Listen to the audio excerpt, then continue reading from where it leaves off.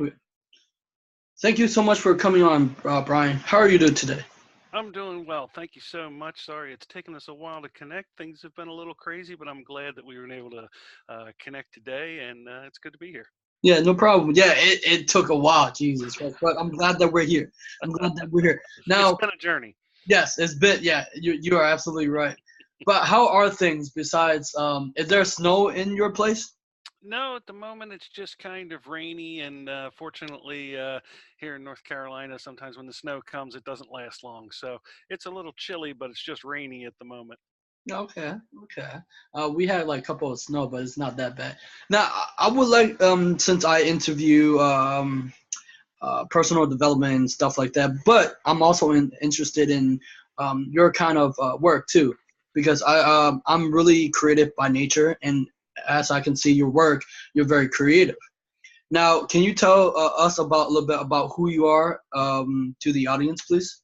Absolutely. So my name is Brian Rathbone. I was born in New Jersey, and I grew up on a horse farm training race horses with four generations of my family. So I grew up in a very low tech environment. It was almost like living in a different time in a lot of ways, spending time in the barn and, at the anvil with my grandfather and working with the blacksmith and doing these things, a lot of which I only ever read about in fantasy novels. And so those two things kind of became interconnected for me. And I never really liked to read as a young person, but then I found A Wrinkle in Time when I was in fifth grade was the first book I ever read that I enjoyed. It was the first book that ever really connected with me in a way that I was like, oh, now I understand why people like to read. And that led me into reading fantasy. And that was something that as I was working, I left the horse racing industry and I ended up entering the technology industry very slowly over a number of years. And fantasy was always something that allowed me to get away and release from that technology side of my life. But even that technology side was creative. It was prototyping and programming and making things work that didn't work before. And all the time that I was doing that, I always knew that I wanted to write my own stories. I was reading them for pleasure at that point, but I always knew that I wanted to write my own. In fact, first date I took my wife on, we've been together for 26 years now, but I told her I was going to write a book. It was one of the first things that we talked about. So it's been in me for a long time. And I was having trouble as a programmer. I would go to bed at night and I worked late and I would think about code and I'd wake up exhausted. Half the time I'd wake up in the middle of the night and figure out something I was trying to figure out, but it was very tiring. So I started thinking about the storylines I would one day write as I would go to sleep. It's very interesting the fact that you say. I would like to talk about your experience on the farm, but for the fact that you hated reading. Now, I don't know about your educational background, but I would like to go a little bit deep on that because my mission in life is to be able to impact the special education and the education, the current one, because I was placed in the special education and I thought I was stupid and I thought I was slow and I couldn't. I felt because I was born and raised as my language wasn't English the first, right? First language. It was Vietnamese, and I would make people would make fun of me, and I couldn't understand like certain words, and until I start reading books that changed my life in 2013.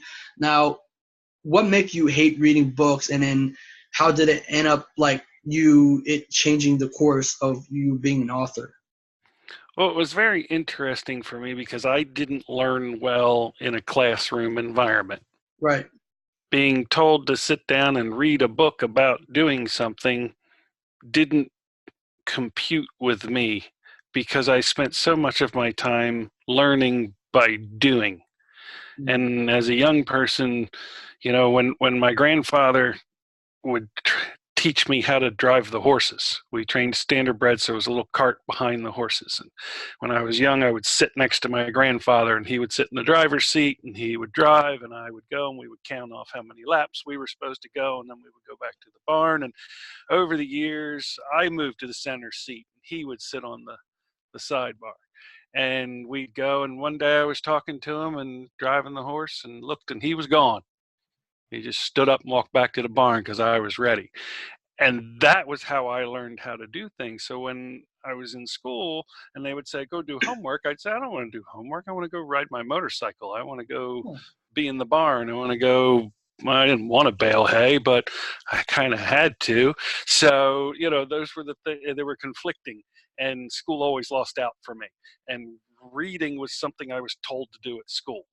It was part of my homework. And it wasn't until I got to the point that I finally cracked the book and read it and started to see it in my mind, and that I was there and that I was transformed and transported, that everything changed for me, at least about reading. I still didn't like reading assigned reading. And as a matter of fact, I got into a lot of trouble because I was expected to do book reports. And my English teacher assigned us to do a book report, and I read Dragons of Autumn Twilight by Hickman and Weiss, the first book in the Dragonlance series. And I went in and my teacher said, you can't turn that in. And I said, why not? And she said, well, that's not a good book. That's, you have to read a good book. And I said, I don't understand this. And I talked to my mom about it, and she said, well, I wish you would read something else. And I said, why? And she kind of didn't have an answer. I said, have you ever read one of these books? And she said, well, no. And so I just handed it to her. And the next morning, she came down and said, you read as many of those books as you want. And I'll talk to your teacher. And if you want to do a book report on that, well, then you ought to be able to do a book report on that. She said, there were words in there that I haven't seen, or I didn't even know what they meant. And, it was, I don't understand why you like that type of storytelling, but the book was good. There was nothing about it that was bad or made me think, oh, my son shouldn't be reading this. So I went through these experiences where people kind of judged it harshly, judged what I enjoyed harshly. And people continue to do that to this day to folks who like to read things differently than maybe what they enjoy. And I like to let people love what they love. Because that, for many people, is much more than just a preference or something I fancy. For a lot of people, that's their escape. That's their connection to something bigger than maybe they thought they could find otherwise. That's why books are magic to me. And I don't want to take away the magic of somebody else's book. That is beautiful. Like, you're touching a core value of mine. Like, I can sense that you never let go of your creative ability to imagine. I can sense that because the world that we live in crush our imagination every single day. And that despised me because I always used my imagination when I was a kid. And I was like, imagination, it's like where you can like explore your whatever you wanted to do, right? And I was listening there, and I was listening to you talk about, I hated homework. I didn't understand the point of doing homework. It's like, it's not creative. And as you spoke, when you were reading have you watched Aragon? I have. What did you think of it? I thought it was great. I enjoyed it thoroughly. I thought, a lot of people put down some of the production value, and I could see that visually there were some things that if I had the opportunity to do it myself, I might have done a little differently. But again, everybody's artistic vision is different. Right. And one of the most challenging things I can possibly imagine is having an author write a book and audiences fall in love with it, and then someone else have to take that and make it into a real visual thing and interpret those words and those feelings of all those readers and writers into this visual experience that you can never really recreate the book with a movie, because anybody who's read the book has already generated the visualizations and the images. And that's one of the things that I always found difficult about reading a book first and going and watching the movies. No, it doesn't look like that. Nope, doesn't look like that at all. And I think that's a challenge that we all face. But any writer who's had that opportunity to have their work turned into a film or turned into a movie, there are probably some pieces of it that they might say, oh, I envisioned that differently, but it's still such this wonderful work that people have put together. And so even the criticisms are couched in appreciation for what it is. Mm. I find that with audiobooks. I don't narrate all of my audiobooks. I actually have 3 that I narrated that I gave away because my narration wasn't quite up to par for a commercial product. And so I teamed with a professional narrator for my audiobooks, and there are character names that, were pronounced differently. And I considered having them go back and change them because that's not the way it was in my head. But it really wasn't something that, I kind of took from some of the other authors that I've been exposed to who said, if somebody says, how is your character's name pronounced? The question is, well, how do you pronounce it? Because that's the right way. And, so I kind of took something from that as well. But I know that I've gotten some interesting feedback from folks who have listened to my podcast novels and then gone back and listened to the professionally narrated and said, hey, there's a difference here or there. And that is true. But again, it's that interpretation.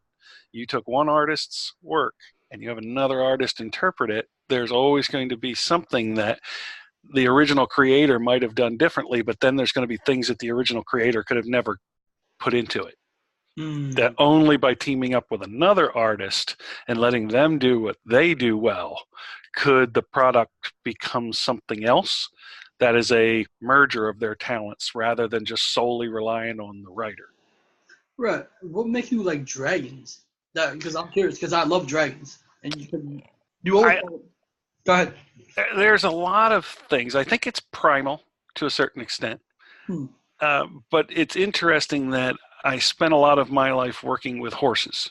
Right. And I mean, a lot of them, like 40 at a time, training and having them on the farm. There was usually 30 or 40 on the farm at any given time. And some of them I worked with extensively for hours a day. And each of them, I don't want to say they were personalities, but they had their own type of, their own animalities, I guess you would call it. There were some you'd have a conversation with. Some you knew were going to fall asleep on the cross ties. And when you jogged them, they were going to hang their tongue out so far that you were going to have to wash the stone dust off of it when you got them back to the barn. And then there was the other one who wasn't real happy about anybody. And if you didn't watch yourself, you were going to get kicked, stepped on, bitten, pinned, or something else. So it was always an adventure. And well, I like to read about dragons, and I always wanted to create my own take on the dragon mythos. And so what I did was took a lot of the way that those animals acted and used that to create my dragons as characters. So there are dragons in the series that are definitely based on Vic Quinton, a horse that I trained that was very fast and a nice animal, but he was tricky. He would kick you, he would bite you, he would get you. So a lot of these things came from, kind of real life experience. But I think dragons represent freedom of movement, power, beauty, but dangerous beauty, beauty that to be reckoned with, and something that, we fear, but we also admire. And if you take all of those things, I think you can have, you can have them as heroes, you can have them as adversaries, you can have them as protagonists, you can have them as antagonists, you can have them as, non-player characters, so to speak. But I like exploring both sides of those things because I find that the animal kingdom is just as diverse as the human world. There are good people and there are people that I'd rather avoid. There are, those who want, the good things for others and those who want only for themselves. And it's the same in the animal world. I had horses that when I went to walk them out to the field, I could just throw the lead shank over their neck and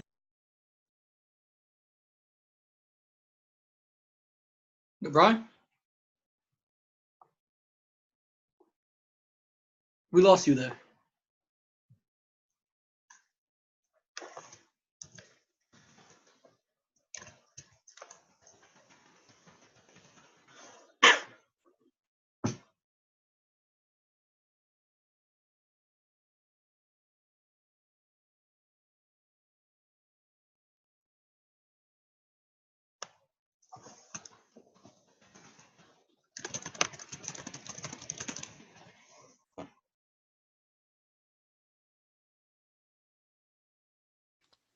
Did I accidentally hit the button?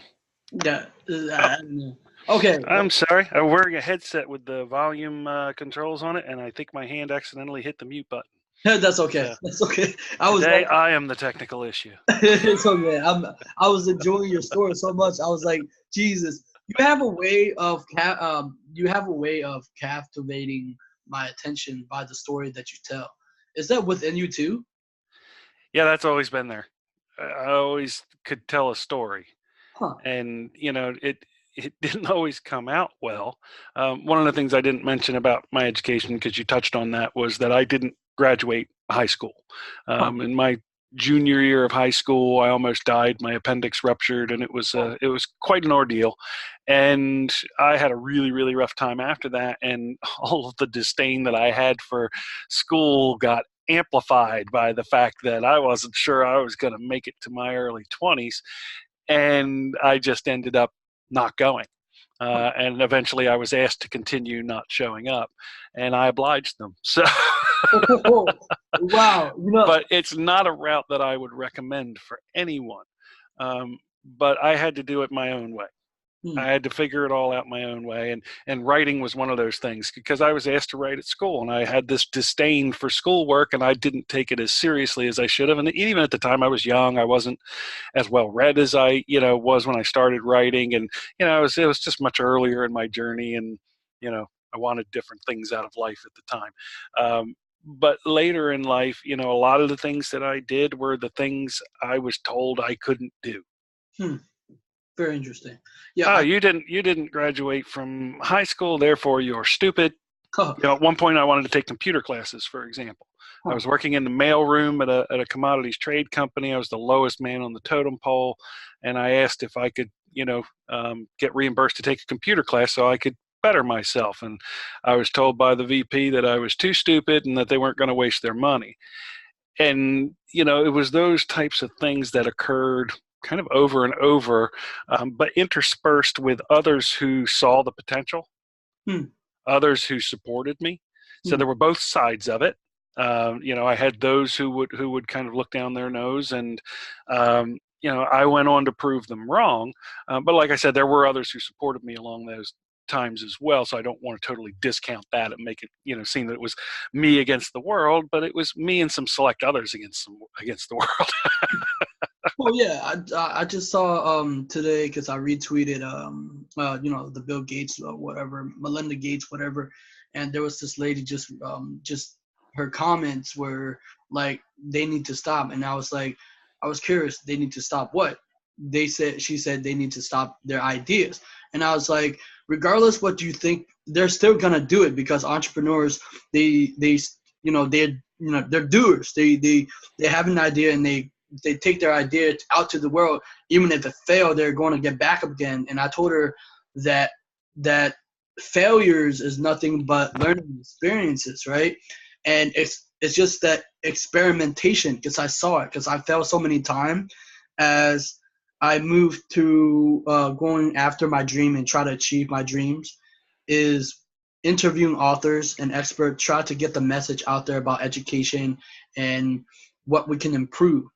And what you got out of it was, I like my own tweet, and I replied. I was like, that's how I view it, because most people say we can't do this, we can't do that, right? And that's not good. Well, it's interesting, because one of the other things that I do with my time is I am a broadband planner. Right. Which basically means I help people in areas where they can't get internet access, or the internet access is really, really insufficient in order to do things like we're doing right now. Right. I try to go in and help those communities. And the reason for that is, in the early 90s, when I was in that position where I didn't have a lot of support and I wanted to learn computers, it was right when the internet was being born. Right. And was becoming. Yeah. My timing was very good in that regard. I remember I was learning computers right as Windows 95 was being released. I was in the process of converting companies from, the old style of networking protocols to the new style of networking protocols. So I was there at a very good time. And then as the internet matured, things like YouTube and online classes and blogging and podcasting and video interviewing. All of these things I used to educate myself. And that's probably the biggest skill I ever learned, was how to teach myself. Yeah. And then the internet became this unlimited repository of information, so that when I need a skill, I don't have to go elsewhere if I have that connectivity. And I don't have to spend tens and hundreds of thousands of dollars to learn something.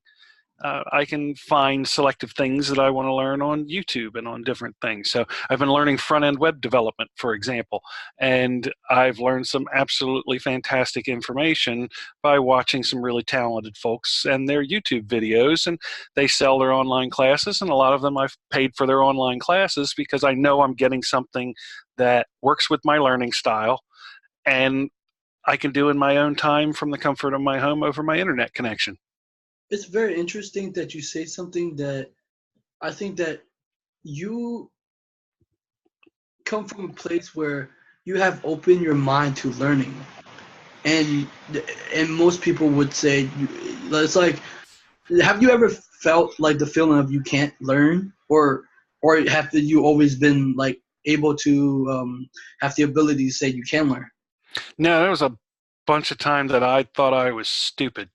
I believed a lot of the things that I was told because I didn't have enough evidence to the contrary.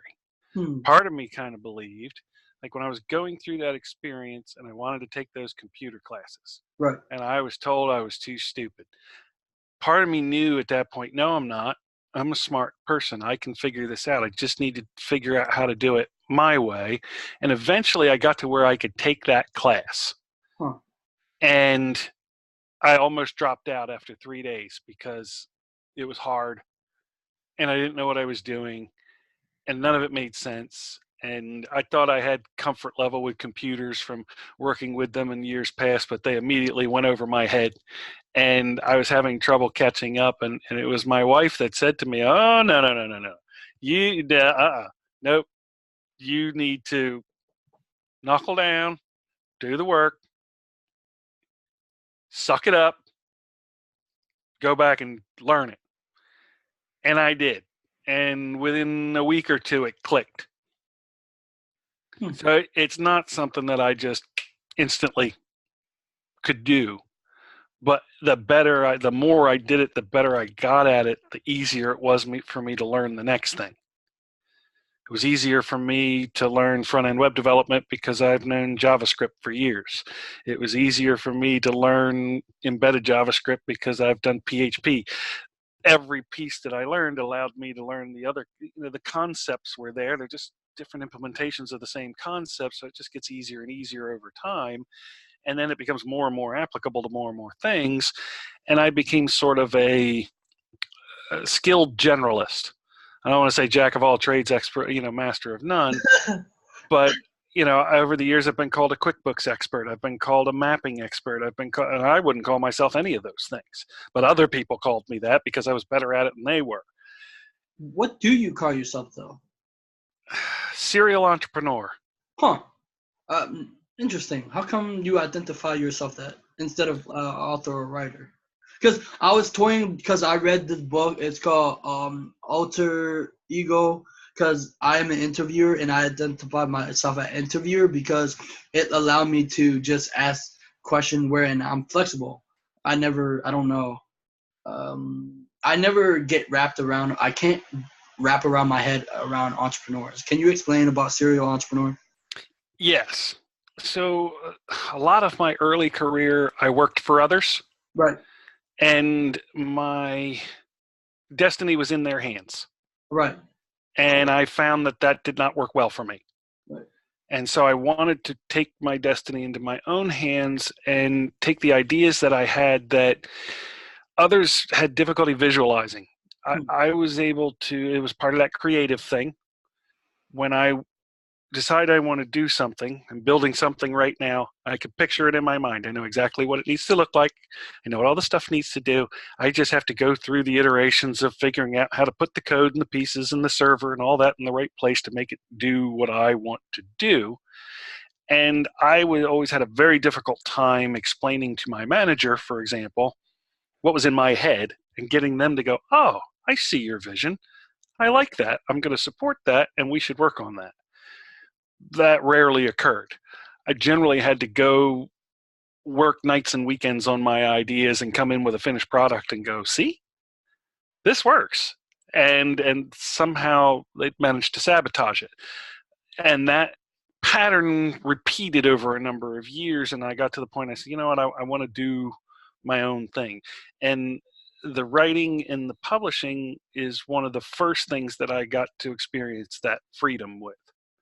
It was coincided with a consulting business, but being able to support myself through my ideas with my creative control. There's a reason I didn't end up with a traditional publisher, and it was a lot of that same mentality of, do I want to give control of my destiny to somebody else? Because anytime I do that, I fail. And I learned from my failure, but that's what I was learning. Don't do that anymore. So when I went out and I wrote my books, I failed. I released the first 3 books and it flopped, and I lost money, and it was embarrassing. And, you know, from a lot of different aspects, I probably should have just stopped right there, but I'm too stubborn to quit. And I liked the story. I thought the story had more potential than perhaps my marketing and sales channel and publishing acumen reflected. And I was right about that, because I went back and I taught myself how to be a better publisher and better marketer and better promoter. And to be quite frank, the world changed. I published my books in 2008. The Kindle had just been born. The world changed. Yeah, it changed really fast, so fast. It's hard to believe that it's only been, 10 or 12 years ago that we were kind of going this e-reader revolution. As a matter of fact, before the Kindle became popular, I had my first success on MobiPocket, which was a French company that made ebook software that people ran on their Palm Pilots. I'm dating myself now, but that's what Amazon bought to make the Kindle. That's why Kindle files to this day are the .mobi extension. It's from MobiPocket. And a lot of what I learned from MobiPocket, which was, in order to get people to buy your books, they have to see them, applied well to the rest of my publishing efforts. It's very interesting that through your journey, it seemed like I don't know if you, because every time I listen, it's like you went through a journey where you developed your geniuses. You think you had talent, or you think you were like geniuses or something? Like, no, I mean, like, because what I'm trying to talk to the audience is like, human beings can become geniuses, right? And that skills can be taught, and because human beings are very malleable, right? The brain is very plastic. It physically can change. Can you talk about that, your journey? Well, I think if it's possible to possess a certain genius while also at times being a complete idiot, then I very much resemble that.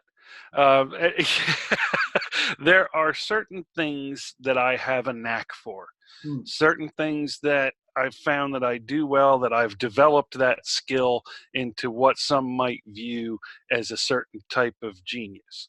Right. But I've seen so much genius in other people. It's the same thing that I'd see in a diesel mechanic. It's the same thing that I'd see in a horse trainer that has developed their skill and their innate sense and their abilities and found the things that worked for them, and that they've become a level that others would only aspire to. And that's when people start to recognize that as genius. But most of it is a series of failures that aren't what people see, and people see the successes. Right. And so I'd say I have a knack for things.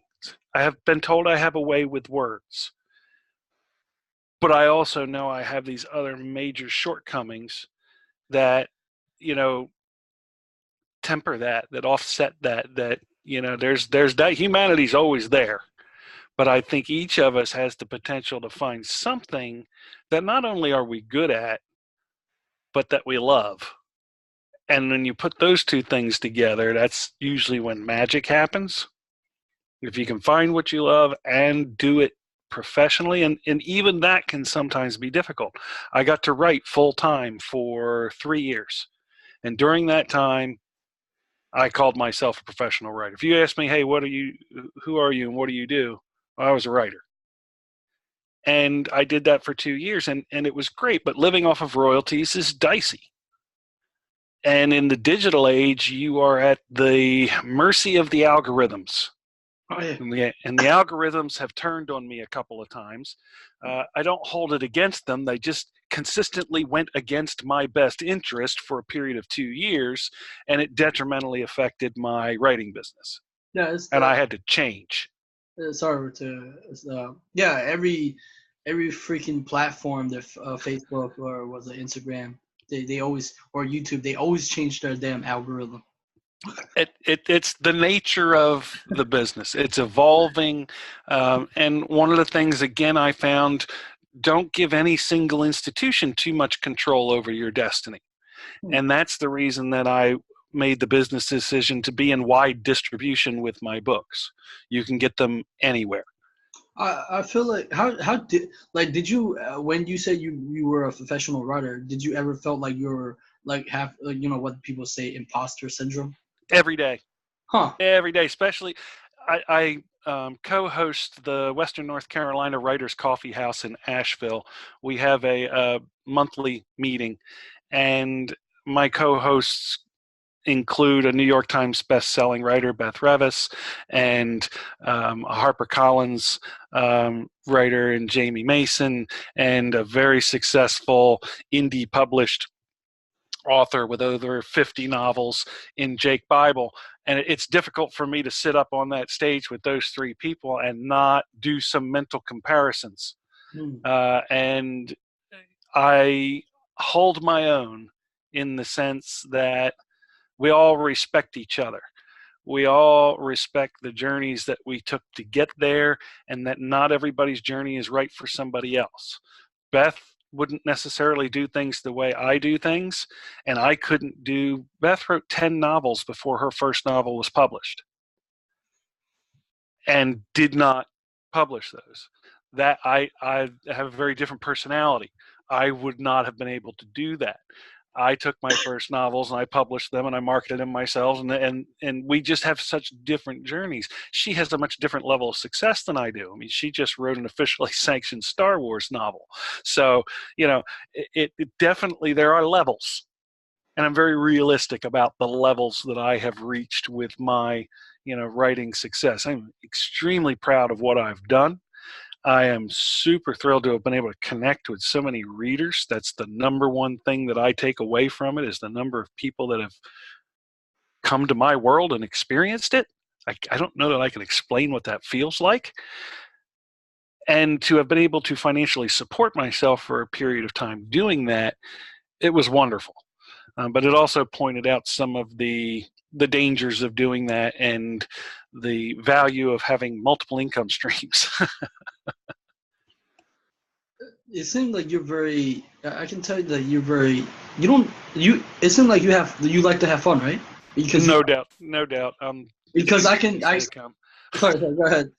Go ahead. Sorry about that. Go ahead. No, I was just going to say my answer is I'm about 80% goofball. So yeah. Yeah, because I feel like adults sometimes they take way too seriously. Like I'm like a millennial, but like we don't need this. Like we don't need more of this seriousness. Like you can be serious about your life, but no, you're going to the grave, man. Like might as well like dance or something. Like, oh Jesus Christ. Like I said, I almost died when I was 16. Oh yeah, that's why I was. Yeah. Every day from there has been a bonus. And even before that, I liked to make people happy, to make people laugh, to make people smile. Because if I was around people who were happy, laughing, and smiling, I was happy, laughing, and smiling. And It was just part of my personality. It was part of the situation I grew up in. Not all of it was good parts, and some of it is that's how we react to it. But some of it was really good parts that also become ingrained in us. So we are the sum of our experiences, and I had some really wild experiences growing up. When my wife and I first met, she became convinced I was a pathological liar because the things I was telling her just couldn't be true. I had to just be a storyteller and just exaggerating and making things up. But then over a period of years, every single one of those stories was validated, verified. Others would come up and talk to us. Oh, did he ever tell you about this thing? And when this happened and this happened. And over time, sure, holy crap, you really did have kind of a crazy life. And I'm grateful for that. It gave me perspective, especially as a technology person. I'm a pretty high-tech guy now, and I grew up in a barn wielding a pitchfork. So that helps provide some perspective. I value craftsmanship. I value old world knowledge. I value things that you might not value as much if you never got to experience that.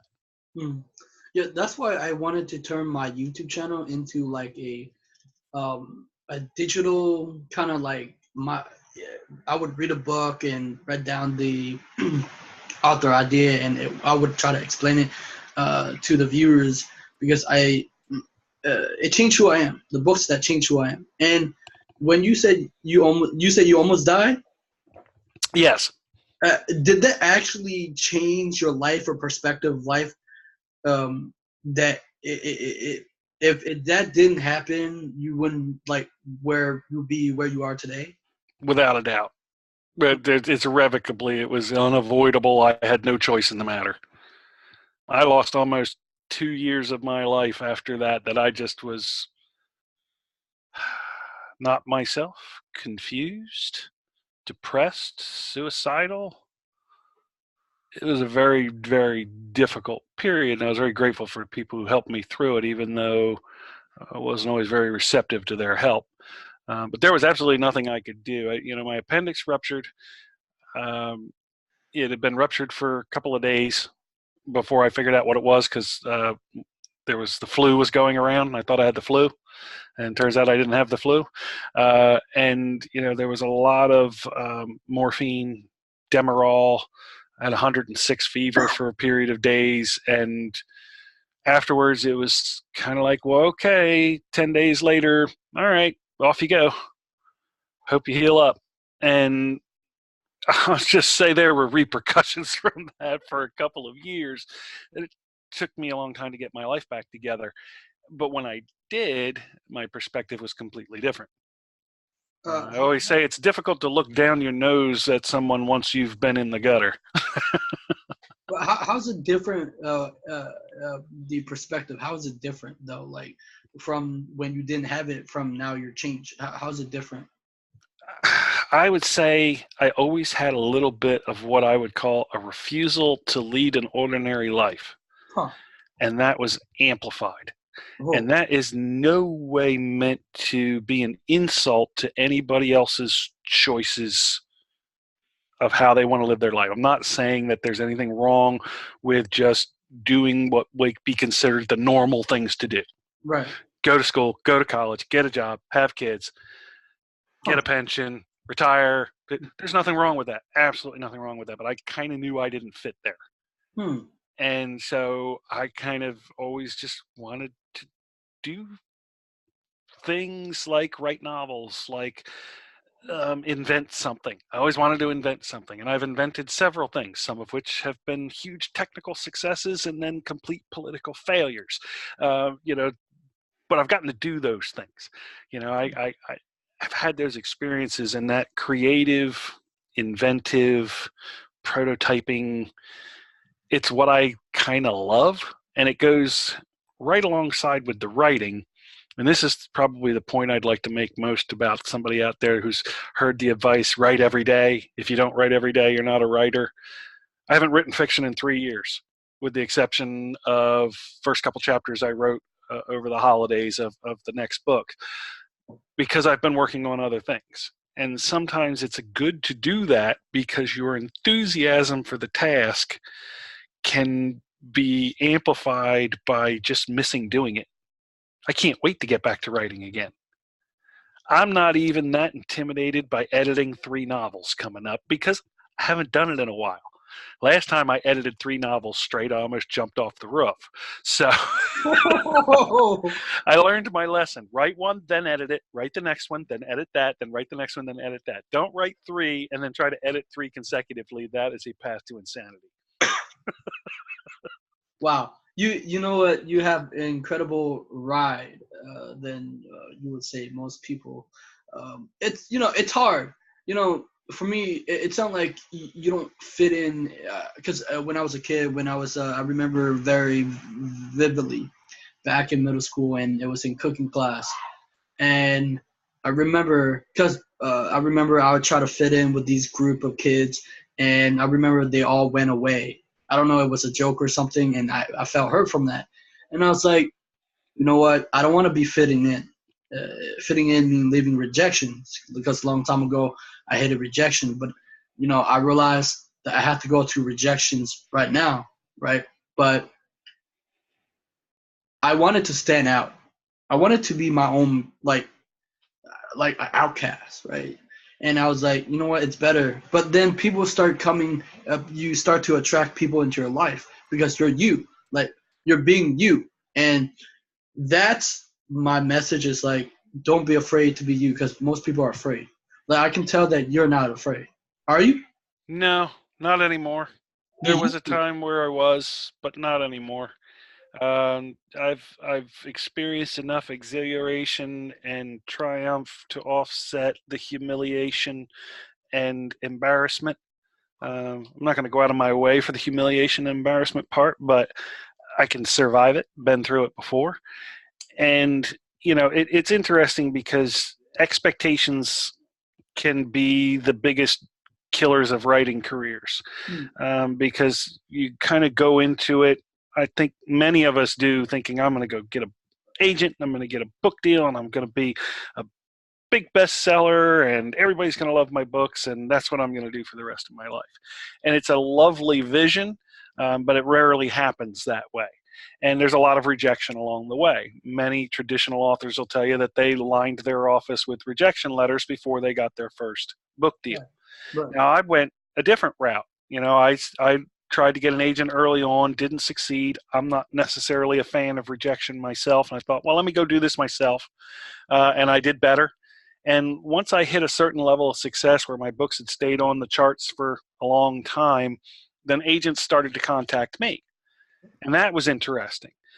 So I've actually had 2 agents now, both from big reputable agencies, and I've yet to be able to make a book deal. So I often joke with people that, I used to go to agents and have them turn me down. Now I allow them to come to me before they turn me down. So, but that's, it's the nature of the industry. And I know one of these days I will get to the point that I have the right book to the right agent, to the right publisher at the right time, and it'll be a good thing for me. I'll look forward to that day. But I don't need it to be a professional writer. I don't need it to be an author. I don't need it to build an audience. I don't need it to achieve my goals. And so it was really empowering for me to be able to go out and create my own publishing company and publish my work and others' work and do well with it. And continue to do relatively well to this day, although I'm really looking forward to putting out new content because I hate leaving everybody hanging. And the 4th trilogy in the Godsland series is by far the most difficult to write. I know that I have to complete the entire trilogy before I release the first one. Lesson learned in the past. And so having 250,000 words to write before it goes out is a bit of a daunting task. Not to mention I've spent more than a decade opening up loose ends in the first 9 books, and I've got 3 to close them all. So this one's the most challenging one to write. There's going to be a lot of thought that goes into it, and just figuring out the ending over the years has been quite the journey. Okay, so where what place do you like sit in your office, or where do you sit and write? Where's this creative energy thought coming from? I'm fortunate to live in the mountains of North Carolina. I have a log home with a big set of windows that opens out into nature and the mountains in the distance. And it is a good place for inspirational writing. With that said, the first book I started in the Atlanta airport in 2005. So you're right where the inspiration hits.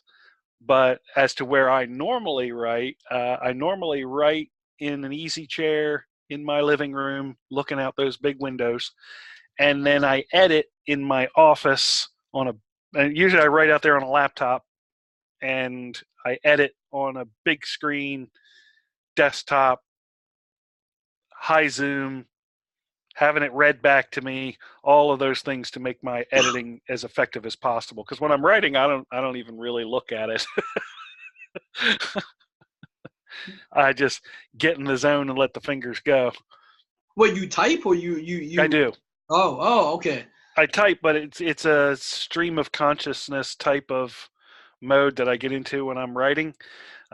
Generally, what I'll do is I'll walk for a half an hour before sitting down to write, and I'll take handwritten notes of what's in the scene, and till the scene plays smoothly in my head like a movie. And at that point, I sit down and I just dump what's in my head onto the keyboard. And I'm not a skilled typist, but I can do it in this zone where I'm not really looking at the words coming out on the screen. I'm just kind of dumping it. And I'll do that for about 35, 40 minutes, usually write about 2,000 to 3,000 words, and repeat. Huh. You know, throughout all this talk, you talk about that, because I feel like you can picture, like, in your head right now. I mean, you can come up with like visual, really like textual image of anything, right? Yes. And because, sometimes, because I am like that. Like, I keep telling people, because I have a YouTube channel, and I tell people that people think it's crazy, right? Because for me, I'm a very creative person, and when people are creative, they like they're everywhere, right? And they're like expressing that and that.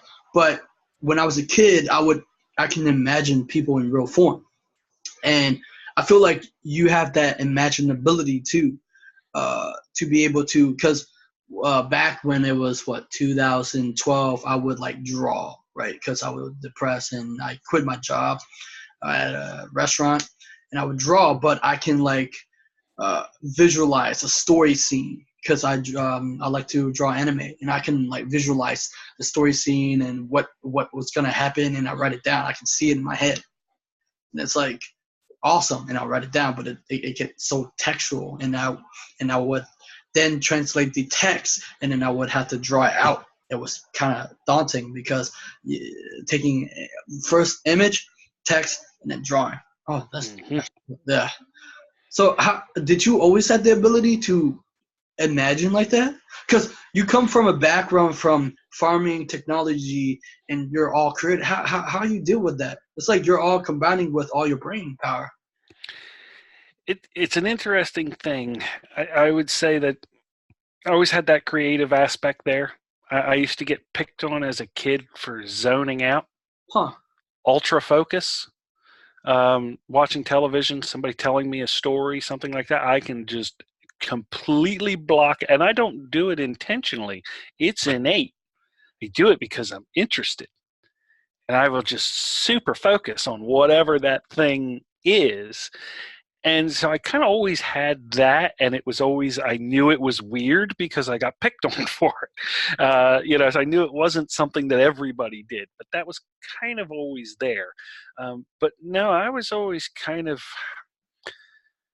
airhead, forgetful, not necessarily put everything together the quickest at school. Everything just kind of didn't really click, but eventually it started to. And once I got enough confidence in myself to go, oh, wait, I think I do know what I'm talking about. And I got over that imposter syndrome. Well, I can't say I got over it, but I've managed to repeatedly squash it, even though it comes back quite frequently. To just get past that and say, no, actually, I do know what I'm doing, and I have accomplished these things. And that's what I usually go back to is like, look at what you've done to get you here. And it certainly isn't going to be, when you look at where you're going, you're going to have to go through similar things. But look at all the things you did to get you here to give you that confidence to say, okay, I can go do that. Because the imposter syndrome is strong in this one. That getting kicked out of high school thing left scars for years, and I just had to get over it. Yeah, I got kicked out of high school for skipping so much school. But yep, that's pretty much, that's a good way to do it. yeah. They just get better at skipping. Go pro. Oh man, they were like, "Why are you not showing up?" Like everybody in high school would know. Like, one of my friend, because I was like, there was this one guy. I don't even have class with him, but he used to be one of my classmates or something back in middle school, and he was like, "Oh, you're back." I was like, "What the?" I was like, "You're not in my class. How you know I'm skipping school?" And then like my friend told me, she's like, "Yeah, Johnny's skipping today, man. Johnny's skipping school." I was like, "Wow, okay." Oh man. Yeah, some of us have to take a different path. I don't necessarily recommend it. It can be more difficult, but at times it can be very rewarding if you can dig your way out of it. And that's kind of what I did. Well, yeah, I mean, the day that they kicked me out of high school, I went to boarding school. It changed my whole life. Like, it changed how my brain is wired, or my perspective of people, how I have to deal with people, and how I got into a relationship, and how I got into meeting a bunch of people, and it changed me. And I would never trade it. Like, if I would choose to graduate high school or get kicked out of high school, I would get kicked out of high school because of the experience and the people that I love and dear to this day. They're so sweet to me, and I love them. And the high school experience, because I always felt that I didn't belong. Like, if I would go back, I would be a ninth grader, because I didn't, of course, skipping school, and I would have all this pressure because everybody that are going up a level, and you felt like you're being held back. And that's it's tremendous stress. So, yes, I understand that stress. How do you deal with the fear? Do you have any fear that you have to overcome? Like, either from life, or from writing a book and self-publishing it yourself? Well, it's gotten a little easier over time because I've gotten more confident in my own writing. And at the same time, I've had books that were not well received. And so, once you've gone through having, a book be a 2.5-star book, you start to get to the point you say, well, okay, it was not fun getting negative reviews. I didn't like it, but it didn't kill me. And I actually still made a little money doing it. And then I learned later, this was one of the big things that really helped me, was when I released Lore, it was a book that I was marketing as a paranormal adventure. And it was not well received at all. It did not fit that genre. The people that were getting it, that they weren't getting what they expected. And so I later on remarketed it, changed the cover art, changed the description, kept the title the same, but basically I just described it a bit differently, and I guess more accurately, and a 2.5-star book became a 4.5-star book. And it's just because I got it to the right people. And that was one of the things I learned about feedback. Sometimes if people don't like your work, you've just gotten it to the wrong people.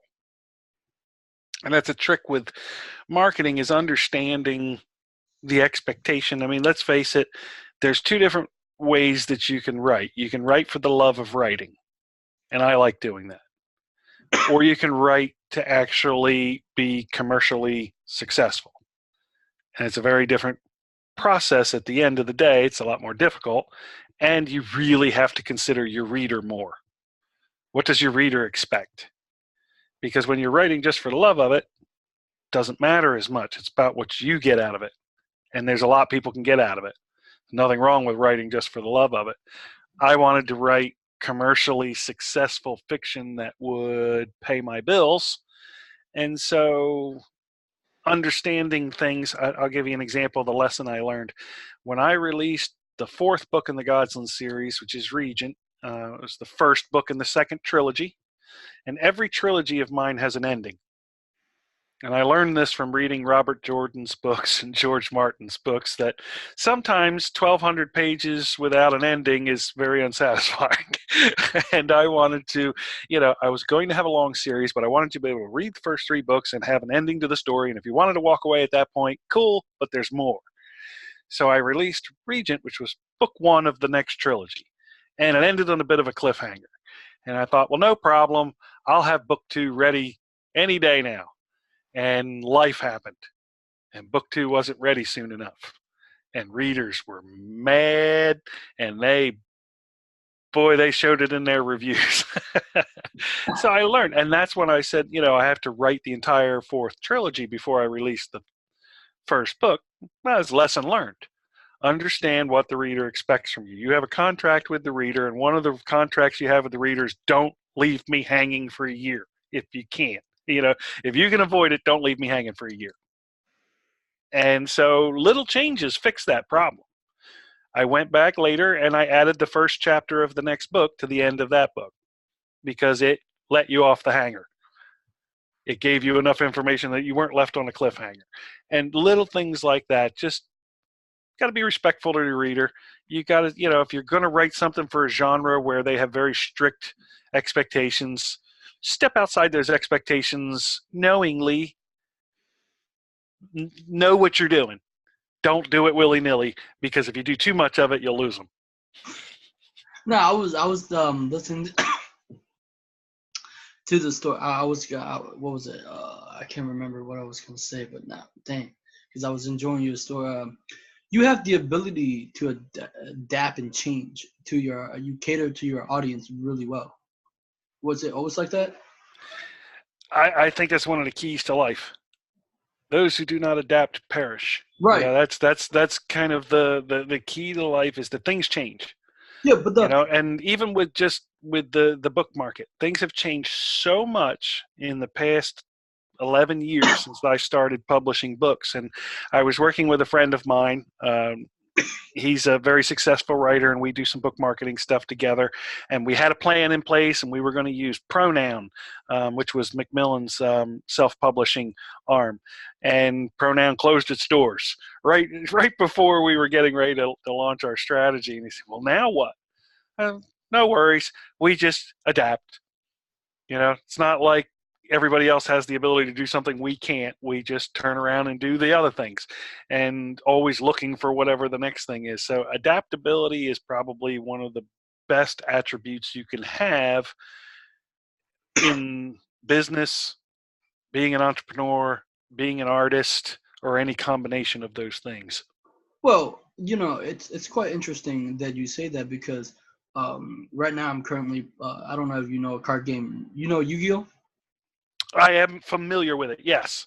I've never played, but I know what you mean. Yes, and it's one of my favorite games ever since I was a kid, and I played it back when I was in boarding school. That's why I say, like, I would never trade my experience with going back to high school, because high school, but boarding school, like, I got a bunch of friends who would play Yu-Gi-Oh! Or like Witch of Warcraft, World of Warcraft, or card games, and we do boss rating, right?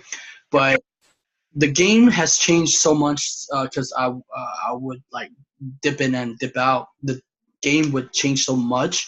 They have the power creep, like information, right? Information nowadays, your knowledge would be obsoleted if you don't, like what you're doing, I'm doing. We replenish our knowledge, because the world is, carrying us so fast.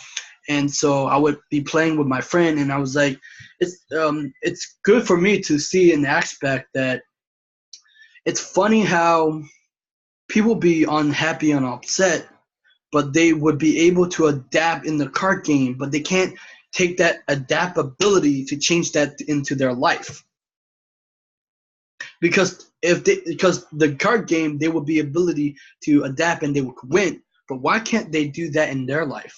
That's what I'm curious about. It's a difficult thing to do. That much has become clear to me. And one of the things that I stopped trying to do was to get others to take my journey with me. Right. And allow them to be on their journey. Right. And for some people, a sense of security is more important than the ability to be creative and in control. For others, that sense of security can also feel like a limiting factor. A 40-hour-a-week job can have a limit on what you can do creatively.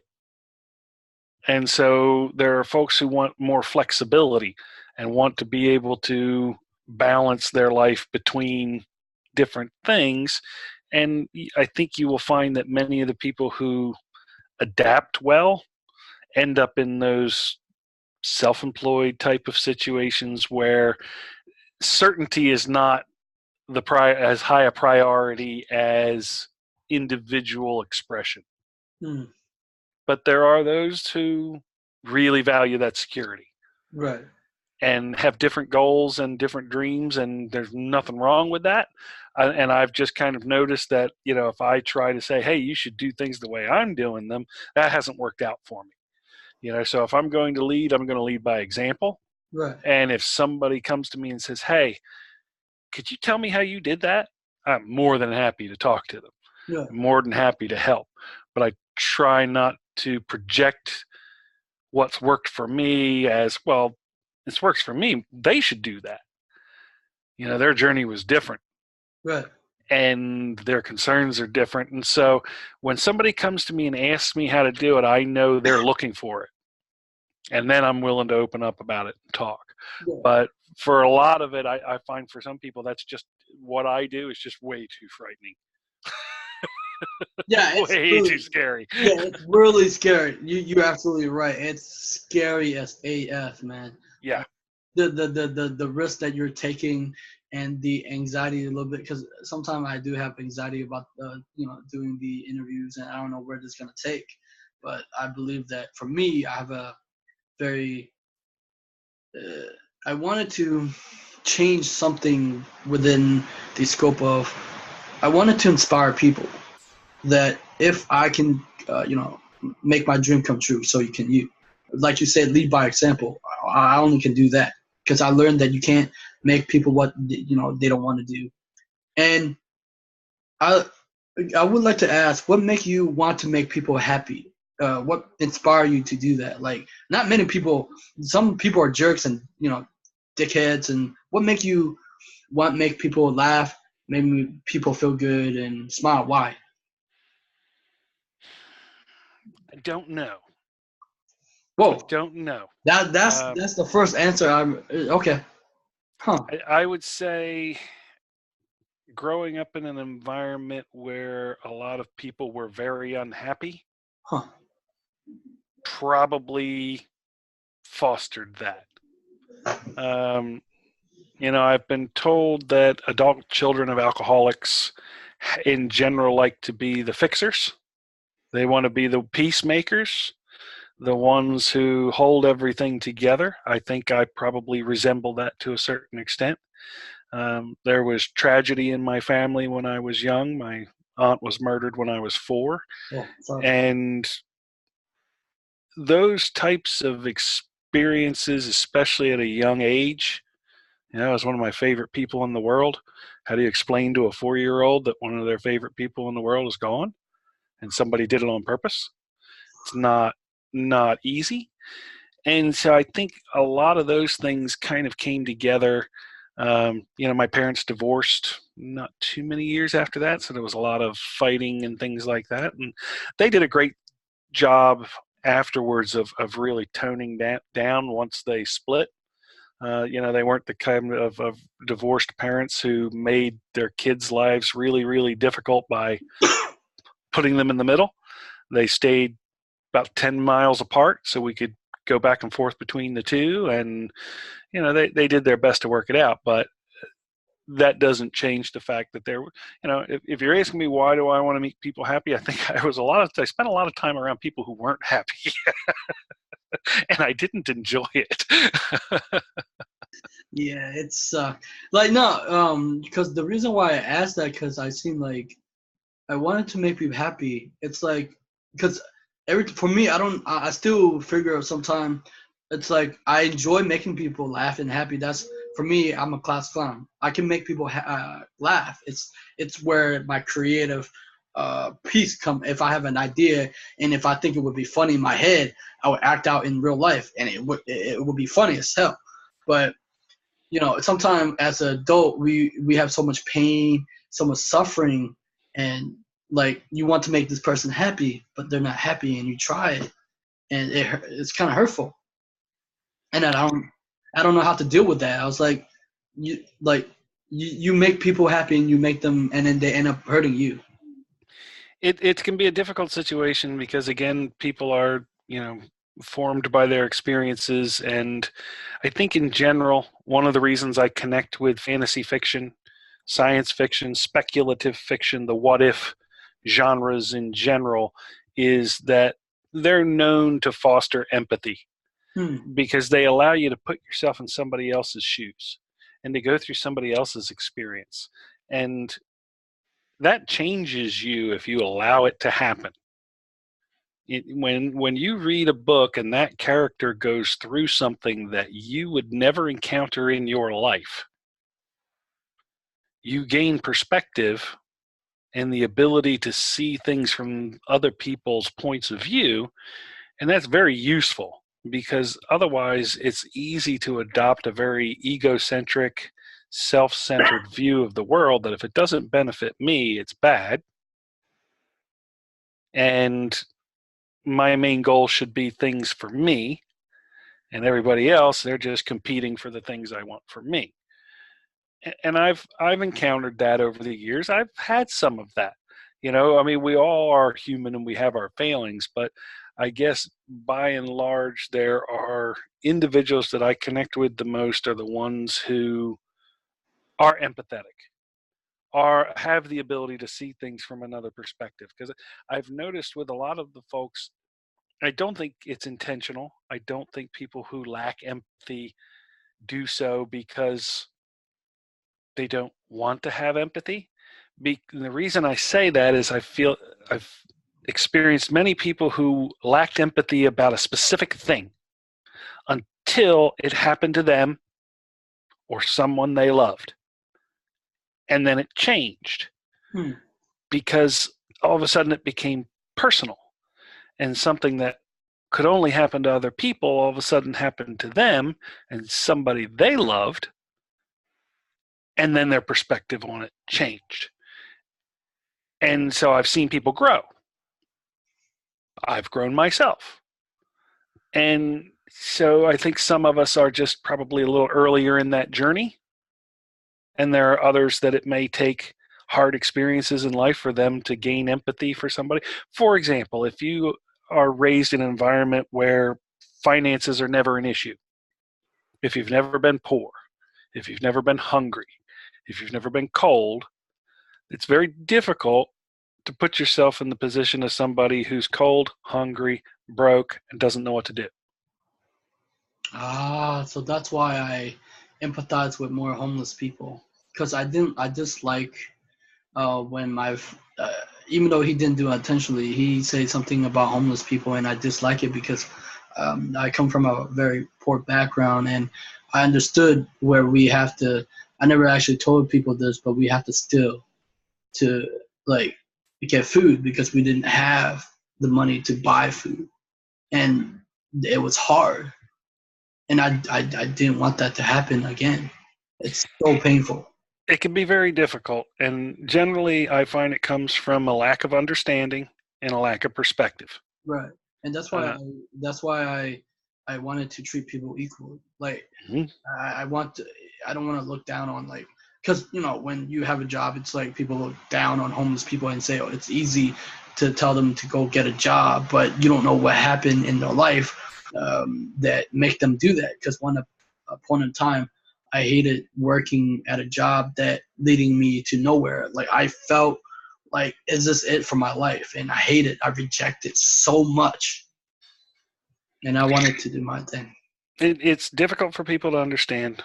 When I went through periods where I was as close to homeless as I would call it, I'd never say that. I try not to say that I was homeless because it was by choice. It was out of guilt and embarrassment because I didn't want to go home and face up to the people who were, ashamed of the fact that I got kicked out of high school and I went through these experiences and all that good stuff. But I had jobs during those times. That's how I kept food in my mouth. Right. But I didn't have enough to keep a roof over my head. For a while, I kept a car on the road. I lived in my car. And I know other people that are doing it right now. There's a car I drive by not too far from here. It looks like somebody's just junked up their entire car. And I look at it and I go, that person's living in that car. And I feel for them because I've been there.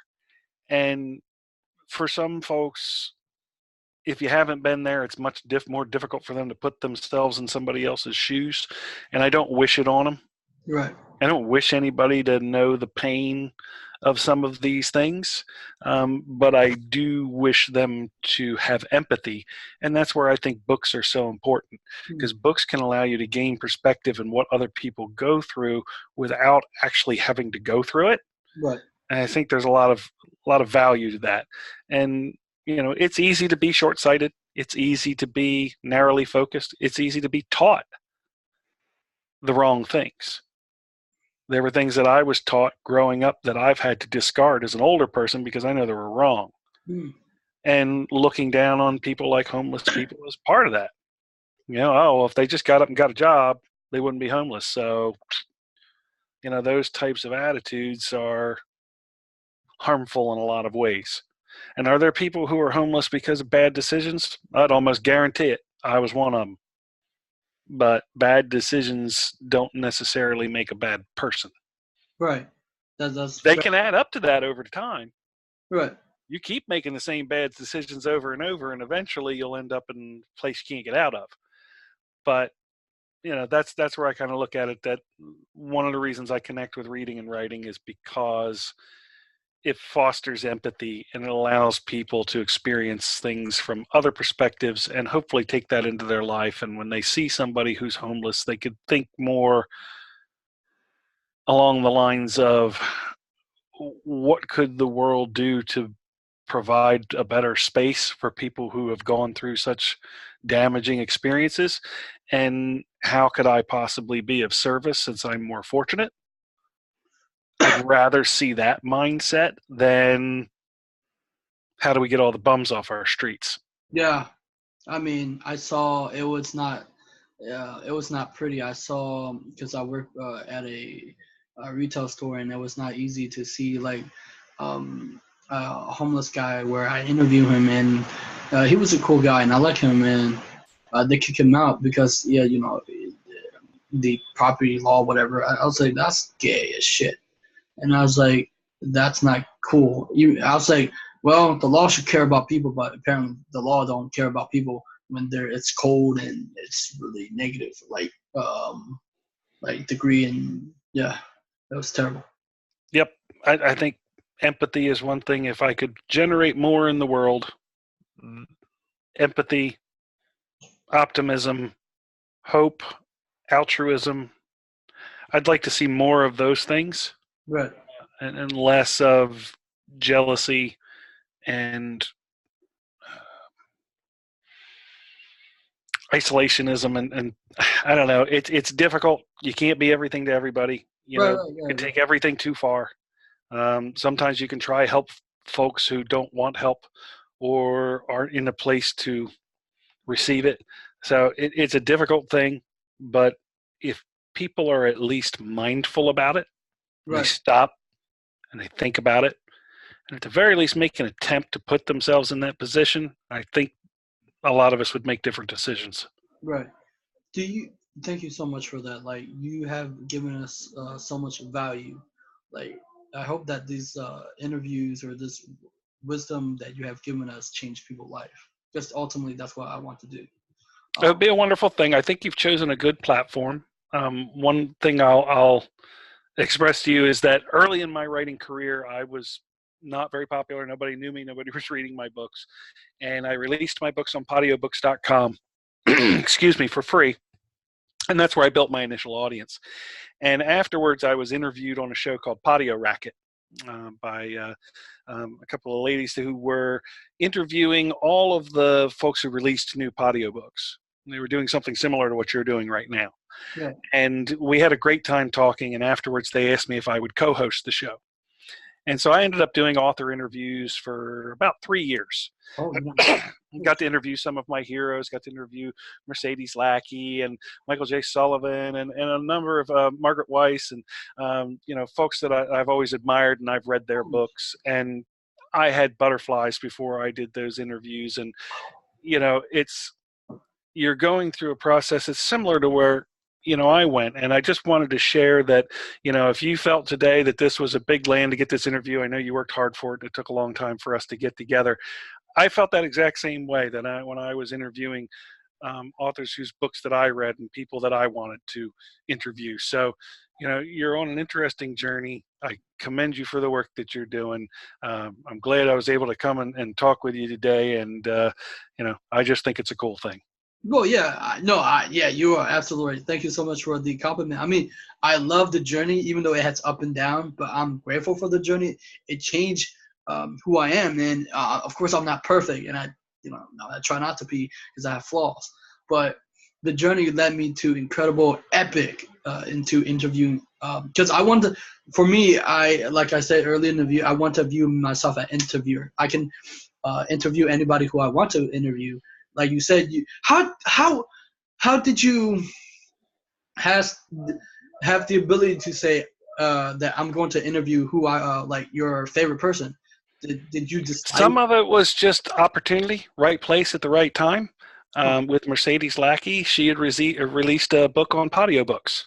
And so I was an interviewer at Podio Racket, and we connected with everybody who released books on Podiobooks. Another was when I was going to DragonCon in 2014, and DragonCon is an enormous convention where 80,000 fans of fantasy and science fiction gather in Atlanta. And I wanted to go have a table, but it was very expensive, and found out that we could do a table if we did a tribute to a fantasy series that we loved. And myself and a few other authors all really enjoyed the Dragonlance series, written by Margaret Weiss and Tracy Hickman originally, and some other authors, R.A. Salvatore and others, kind of joined their world later. And so we basically went and did a tribute table for the Dragonlance series, only to find out that Margaret Weiss was at DragonCon. And because of Twitter, we were able to connect and let her know that we were going to be there and that we were going to be giving away things to fans. And if she wanted to stop by at some point, maybe sign some stuff, but we would give it away to fans. And being as gracious as she is, she came by, she signed some things, got to interview her, we got a chance to talk. I went to one of her events and we were talking about possible film deal they were working on at the time. So a lot of it's just putting yourself in the right place at the right time. Same with Michael J. Sullivan. He released a book on Podiobucks. So it was really the fact that I had the interviewing show, and it made it really easy for me to walk up to authors and say, hey, you want to talk for 15 minutes? I'll do some, promotion of you and get it out to some additional audience. And most of them, if they had time, said yes. What was I going to say? You think that you had luck on your side? Yep. Yep. Good and bad.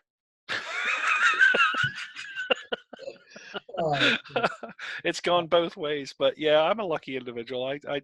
I find that the luckiest people put themselves in a position to take advantage of good things when they happen. Yeah. But I've had enough good things happen to me in my life that I definitely consider myself lucky. Yes. Yeah, for me, I believe that for me, every time I go towards whatever, that I want, or like, even if I, occasionally fail or will fail, I will have like luck or like this type of thing that something bad happened, something good happened, right?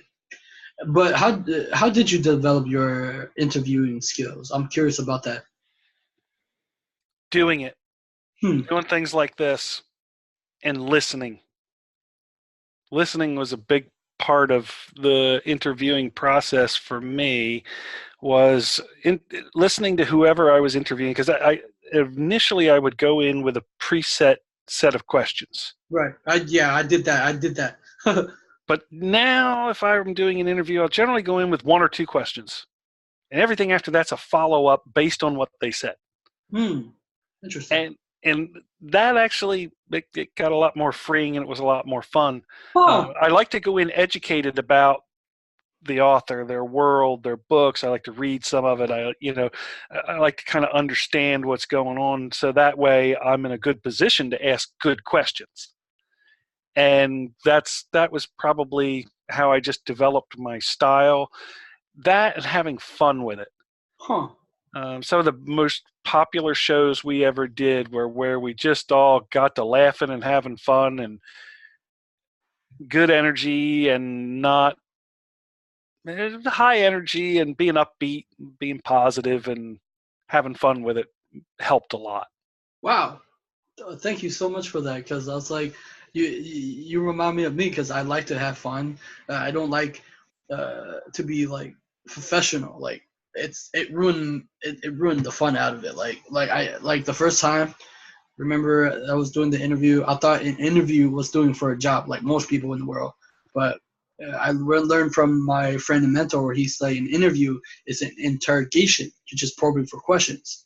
But it's fascinating how it lead you into serendipity, right? You will know which idea would connect, and it make you hone your skills to listening, because most people in the world aren't able to listen. So for me, it helped me to hone in the skills. Like, even though it's a little bit hard, I can pinpoint a little bit to, like, for instance, um, the it's not always easy. Technology for your side, and then the barns, and even though we have like a long conversation, I try to pinpoint where I'm interested in you, not in me.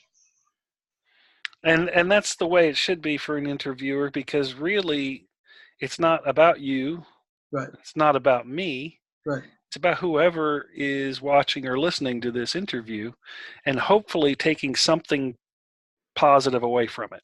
Huh. I would really like to think that you're going to get thousands of folks who check out this interview, and that hopefully among them there's somebody who needed a push in the right direction, or needed to understand it wasn't just them, or maybe could benefit from some reassurance that even those you view as successful fell on their face multiple times, Right. were embarrassed, or felt like imposters, or at times felt, oh, I can't go on. I've ruined my writing career because I put out something that people didn't like. No, that's not the case. And it was difficult for me for a while, to accept those negative reviews, and I had to remind myself that I would go to a movie theater and watch a movie and walk out and say, well, that sucked. There's 2 hours of my life I'm not getting back. And yet I didn't hate the writer. I didn't dislike the director. It wasn't that I thought every actor in there, I'll never watch another one of their movies again. I just didn't like that particular piece of art. Yeah. Didn't do it for me. Yeah. And you know what? As long as you don't put out 4 or 5 of those in a row, chances are I'll still go see your next movie. Yeah. I understand where you come from. Like, it was hard as because I'm really sick. But it's as hard as it may. Like, I remember my friend, he would take me to Star Wars. I love Star Wars, but I didn't like this particular movie that they made, like with the new one that came out. I can't remember the name. It's where toward the end, where Darth Vader, kill everybody, whatever. And I didn't like that particular style of doing it. And I was like, I try to please my friend. and I was like, I give it a 7, he would give it a 10. I was like, I don't like it, because I try to please him. At that time I wasn't honest, and I was like, I wish I was honest with him, telling him that, I don't like it, and I felt like it could have been better. It was a waste of my time. So, but people have different value, right? People, I look at now, instead of bashing on entertainment or like any movie, or it's a creation of someone art, and they're putting it out there, and regardless what people say, rejection, or it's coming from them. Yeah, the expectations again come into play with this particular thing. When you're a writer in particular, a lot of times there's certain people you're really looking forward to sharing the story with, because you really think they're going to like it. Right. And it can be really, really difficult if they don't. Right. And then the person that in a million years you never thought would read it or check it out picks it up, reads it, and loves it. And it's just part of the journey that you just have to just lose that expectation if you can, because you just never know who's going to like which piece of art. But art is not, the value of art is not in how many people like it. It's different from that. I don't know if I can quantify it. I don't think I have the exact definition, but I can tell you the value of art is not wholly derived by the number of people who like it. It is nice when you produce something that a lot of people like, though. Of course. Oh, gosh. At least, that's what I love about you. You have a sense of humor. It's so hard. It's so hard to be able to, like, because, I want to make people laugh and smile. Sometimes it's hard to make people smile when they're in that, like, mood. I was like, oh, okay. But you're very easy to talk to. It's very, it's been fun talking to you. And for the last question, if I may, what does success look like to you? Now, I have a very currently experience where people objectify, where it's been my core message through my YouTube channel, but it haven't been like really stuck out, that people consider you're successful if you have material things, but that's not necessarily true. You might be successful. I mean, you might be stressed out, but you're not successful. I've been there. I've been at the point where I was financially sound, but not happy. Right. For me, successful means that my needs are met. I have food, I have shelter, and I'm able to do that in a way that I'm happy. Right. And productive. If I can achieve those things, then I'm successful. And so there's a financial component of that. There's an emotional component of that. There are practical components of that. Sometimes I'm able to pull that off. Sometimes I'm not. And, I've wandered, and, people would say, well, you're very successful. You've built an audience. And I said, well, that's true, but I need to finish my series. I need to put out a new book. I need to do these other things. I'd like to earn more money from my writing so that I don't have to do as many other things to supplement it. Those would all be wonderful things. But for me, the fact that I get to live my life the way I want to, that I'm happy, I get to do things that I enjoy. I do like programming and technology. I don't like doing it all the time. I do love writing and editing, but I don't like to do it all of the time.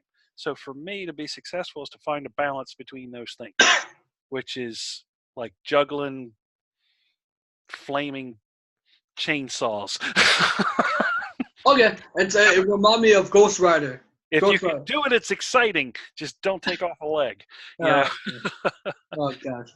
But yeah, that's, for me, successful is getting to have my needs met, to be happy, do things I love. And the more people I can help along the way, the better. How do you find, when we're talking about finance, how do you see money? It is the means to an end. In the days gone past, we didn't need money because we would trade our wares, the fruits of our labors, with others for their wares and the fruits of their labors. But in the world that we live in now, you must contribute your value to society and find a way to get that representation back so that you can take and trade it for the things that you need. Got to have food, got to have water. They're just things that you have to have. And so for me, the money is a means to get there. Would I like to have more? Yes. But I think if I got to the point that I had more money than I needed to just be happy and live my life and maybe have a couple of toys, that I would start to seek ways.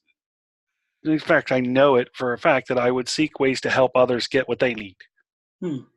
Because I think you can get to a point where you have more than you need, and at that point, it's, I don't know, it would make me sleep well at night to know that I was doing things to help other people pull themselves up by their bootstraps. Do you view money as evil? No. Greed, the pursuit of money above ethics, moral values, that's evil. Right. That's it. Money is just a representation of your work. Right. Money is just a representation of value. I don't think it's always accurate in its representation of the value of the work that's done. Some of the hardest jobs I've done paid the least. Oh, yeah, that's what happened when you're an entrepreneur. That's what they always say, right? Yeah. Yep. Shoveling goat poo was one of the least paying jobs I had, but it was hard. I'll tell you, I wouldn't go back to doing it if I didn't have to. So, I think it's really just, and its nature is changing. Now, when I was young, money was bills and coins, and occasionally somebody would have a credit card. But now it's debit cards and credit cards and bits traveling over the internet and Bitcoin and blockchain and all of these different things. The nature of it is changing, but at the end of the day, it is how much society values your contribution. Like I said, I don't always think that value is equitable. That's how I view it. Interesting. It's because the reason why I come to talk, because I explained to one of my neighbor, because he always, he was trying to explain it to me. He was being helpful, and he wasn't being offended, but it was because it triggered something in me. I was like, I'm the type of person that's like, I don't like people telling me what to do, and I don't like being controlled. I just wanted to live my own term, the way I wanted to live, not based on what you think I should live. Because I have all the, I would read like self-help book, and it's like you get to decide your own destination. No one else or whatever that may be, and it's much more fulfilling that way for me. If I would listen to do that, it would kill me. So I would tell him, because I would listen to my other friend. He was like, money is the root of all evil, and I was like, how can we change the language that we view money? And I decided that money is just a piece of paper with ink on it, and it's not evil, no, it's not nor good or bad. It just is, right? It's the person that uses it that is good or evil. And I explained it to him just the way I explained you, and I was like, money can help you in a situation where it can help, because basically I told him that for me, I wanted to help my family out always when I was a kid. But I told my family, I was like, I'll help you, but I also want to help myself to become more successful. Then I can help you. I can't help you where we're pulling back so much financially, and I can't create a successful future for us. It's a difficult challenge, and it's something that I think you'll find your balance as I'm searching for my balance. And for anybody out there who's listening, it's a challenge. Think about what you want. Think about how you're going to get there. Money, power, they're just resources. Those who have more money and power can do more things with it. What you choose to do with it will likely determine whether it's good, evil, or somewhere in between. Ooh, I love that. I love that so much from you. Like that decide who you are, or your character, at least per se, right? Mm-hmm. And do you write your goals down, or how do you like? Do you have like a goal or a setting, or how do you map your like successes? I generally have a mental list of goals. There are times I'll actually go through and map it out using software like PowerPoint or Mind Map or something like that, where I'll kind of lay out all the different things that I want to do and how I have to do and what I have to achieve in which order to get there. I definitely keep to-do lists of things that need to be done. Even when I'm editing, I'll have a list of words that I'll go back and search for that I know I use too much. That and so and things like that you just have to go back and clean up, those sorts of things. So, very structured in that way, but at the same time, kind of free flowing. Uh, I kind of know in the background that I want to achieve, certain things with my writing goals. I want to, achieve certain things on the software side. And so, yeah, it's definitely goal oriented, but at the same time, I'm not locked into it. It's the same way that I outline my novels. hmm, I will put down the ideas. I'll create 20 chapters that I know are going to be around 4,000 or 5,000 words, and put the first couple sentences in there of what happens in each one of those chapters, and it gives me a starting point and a guide. And then I just burn and discard that outline at will, because as soon as I start writing it, everything changed. hmm. So it's there, it's structure, but I'm not married to it. Interesting. Would you ever travel, if we have a time machine, would you travel to the future or past, or would you travel to the future, past? Yes. I don't Huh. know if I had to pick one or the other. What the future would look like if you actually travel to the future? If It would be very interesting. I am a futurist because of my technology experience and kind of seeing where things are going.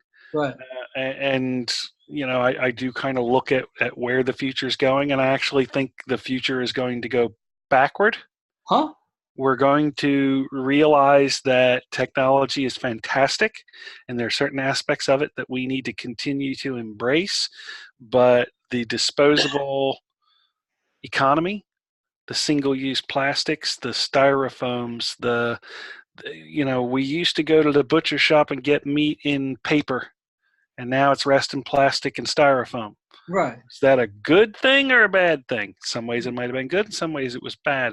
So I actually have this vision of a future that's lower tech in some ways, Hmm. but still completely high tech in others.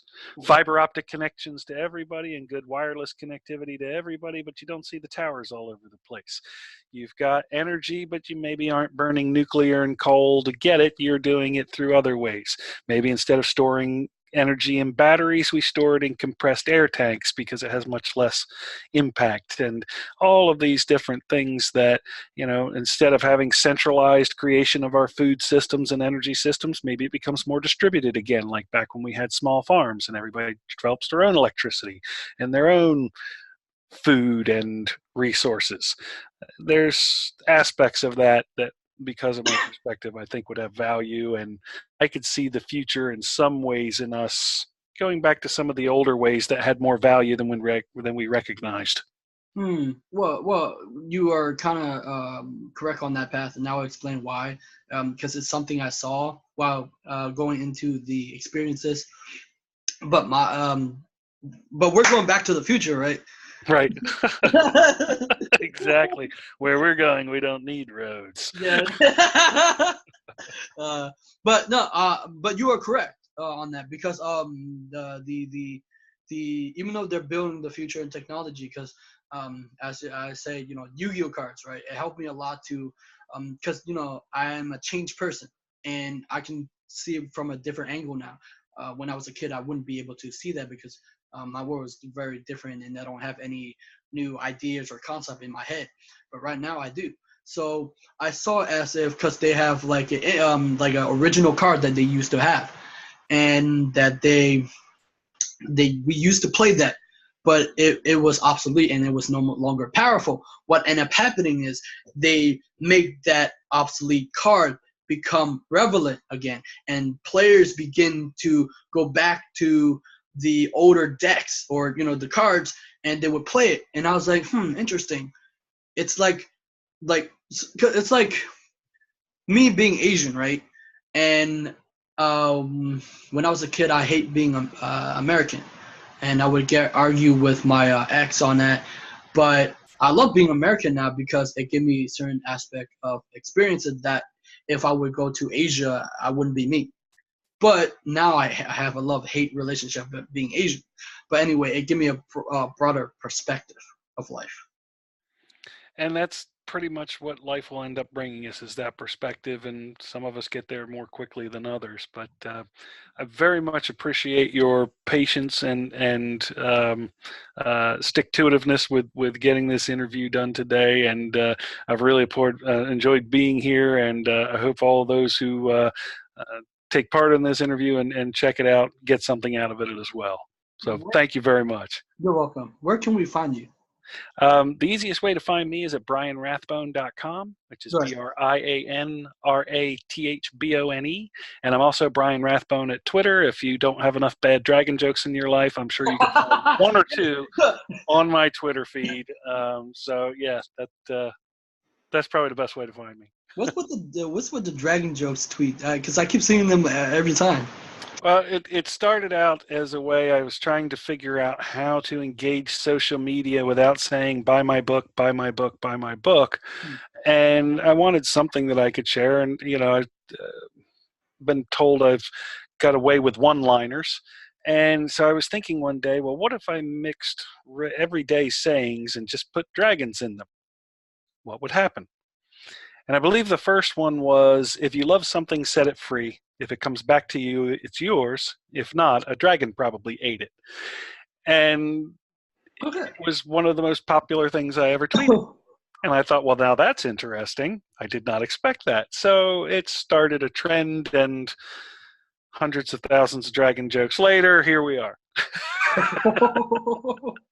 Oh yeah, I really love your tweet. I love them. It's very fascinating. It's like one of the fascinating about your Twitter. It's vastly different, very vastly different. It's not like every original Twitter tweet. It's like, okay, I'm paying attention to this. It's very interesting. It is its own thing. It has taken on a life of its own. For those out there who follow me on Twitter, I'm sorry I haven't been around for a while. It's been difficult. It was one of the reasons it was hard to set this interview up, but I'm looking forward to coming back. I'll be ready to participate more I don't like being on Twitter when I can't respond to people. Right. It makes me feel bad that people will ask me genuine questions and I don't get to answer them. Right. And it's difficult for me to go back after the fact, because I can only go back so far. And so I know there are people who have asked me things and I have ignored them, and I lose sleep over that. I can't stand that. So that's one of the reasons that I'm not active on Twitter right now, is that I'm so overloaded and got so many things going on that I just wasn't able to be responsive. But I'm very much looking forward to coming back. It's not about the dragon jokes. It's not even about selling books. It's about the relationships that I've formed over the years on Twitter. That's what Twitter is for me. It's a place I go to have fun and have laughs with my friends. And, you and I met on Twitter. There's a lot of things that have come on. My co-authors and I met on Twitter. Twitter's how what you get out of Twitter has a lot to do with how you use it, who you choose to follow, and how you choose to present yourself. And I'm glad that I managed to find a way to present myself that people enjoy. Well, why did you say yes to me, even though I'm interviewing like personal development? Back in 2007, when I started on this journey, I couldn't get anybody to answer any of my questions. I couldn't even get anybody to just talk to me and give me some good advice. And I said, you know what? If I finally ever figure this thing out and somebody asks, I'm going to say yes, unless I just can't. And there's part of the times leading up to this that I just couldn't. But yeah. Can how for Chacho, man? Oh, Chacho, there already. Cũng đang phỏng vấn. Yeah, sorry about that, my mom. But no problem. I have no idea what you said, but hi to mom.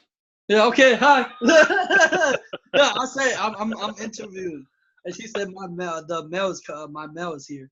So, oh gosh, yeah, that's the whole I'm bilingual, but Indeed. But the whole aspect we were talking about Oh yeah, yeah. For you, here we go. Twitter.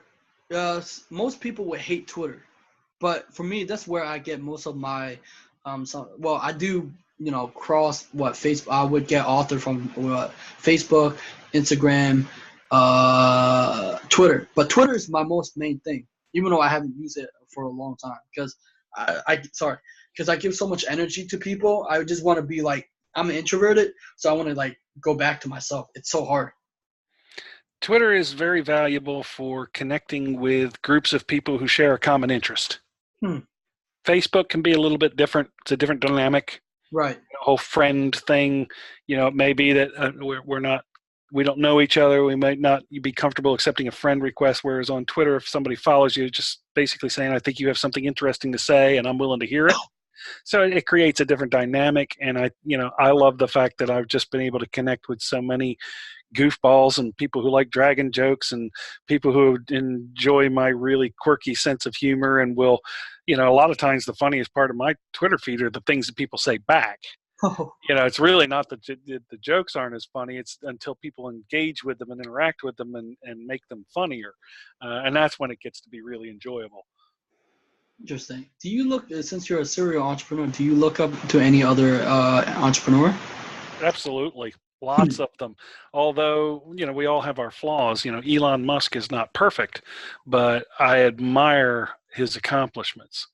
Richard Branson is not perfect, but I admire a number of the things that they're doing. I mean, for people to be launching spaceships and missions to the moon in the private sector and doing some of the things that they're doing, I aspire to that. I look at, a lot of ways Elon Musk does resemble a modern day Nikola Tesla. Oh. And if I were to go back and talk to anybody, that's who I'd want to talk to. Who? Why? Because I think Nikola Tesla truly understood the nature of electricity in a way that we still don't know today.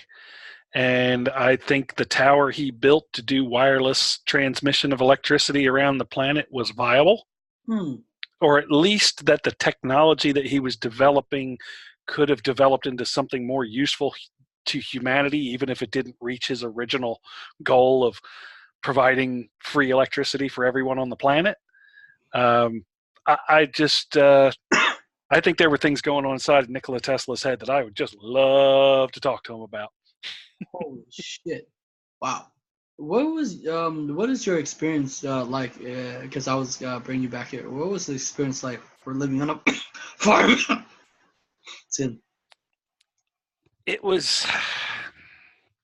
It created a different perspective on life. Most of my friends, I viewed what I thought was a generational shift in parenting between the baby boomers and my generation that was being raised. It was almost as if it was viewed that the people who born during those difficult times said, well, I didn't get all the things I wanted as a kid, so I'm going to give my kids everything. That's the thing where when I was a kid, I never had any thing that growing up with like what everybody has, and we had to save up money to buy. But you go ahead. And my family, we had some of that too. They treated us well, but we had to work. There was just no choice. You got up and you worked. And, even, celebrating holidays, the first thing had to be done. The stalls had to be clean. The horses had to be fed. They had to be watered. Then you went on and did whatever was next. And it just created a very different mindset, not to mention working with animals. Working with a 1,500-pound animal that you're going to strap a bunch of equipment to, hook yourself to the back of it, go out on a track and do 30 miles an hour with 8 or 9 others just like that around it and not end up dead. There's a lot that has to happen there. You have to have a contract between you and that horse. He has to know what's expected of him. You have to know what's expected of you, and don't mess it up. And so there was a lot of responsibility at a very young age. I accidentally killed an animal when I was young, 9. And it wasn't even that I did anything that wrong. I put a horse in a holding pen for a minute so I could get something out of the stall. And by the time I come back, he tried to jump the fence and impaled himself. And yes, it was my fault, and I carried that with me for the rest of my life. But it was just having those experiences at a really young age. It was very difficult for me to go and connect with kids who had no concept of any of that. Yeah. It was just Saturday morning cartoons and pajamas and cereal, and I'd have kids who'd come over, and as soon as oh yeah, we're going to go ride motorcycles, but we got to unload those 3 wagon loads of hay first. And they're like, I'm calling my mom. It was just a very different mindset. A lot of the time I didn't like it. I didn't think it was a benefit to me when I was a kid. I felt gypped. Everybody else had it easy. I didn't get to take my summers off. I got a week off in the summer, and the rest of the time I was working. But now I look back at it and go, yeah, I was pretty lucky I had that. Yeah, it seemed like for me, I hated life when I was a kid. I hated life because I was always be bullied and make fun of, and I would get jumped, and it was rough. And I would get name called, ching chong, Chinese, whatever, and it was hurtful. But and when I was in high school, not high school, elementary school, I had this experience where I was going trick or treating with my friend, and my sister would be. We were going to a group with their mother, and I was wearing like a Halloween costume, and we knocked on the door. I can remember we got so scared. The dog came out and bit me. I mean, it bit my sister, but it bit me harder, and that was the painful experience that I never knew I had before. It's like it was a worst nightmare, and I could see blood running, and I was screaming. It was terrible. But you're right. Like, how can you explain it to your classmate, your peers, what you went through, like all the pain that you went through, because the peers, they never went through that. But like you said, you were lucky that you went through it. For me, I'm lucky that I went through it because I see you as this person where you have so much tremendous pain as I have, that you're willing to share with others. Indeed. That's what I see. And I'm thankful for that, because this has been a very wonderful talk and interview that inspired me to look at life at a very broader perspective that can help. I'm thankful for that. Thank you. Well, thank you as well. I appreciate it, and I hope you have a great day. You too. Where can I? Would you want me to send you the video of the interview? Brian at brianrathbone.com is a good email to use. Okay. Okay. Well, can you type it in the Twitter, please? Yep. Okay. Thank you. Will do.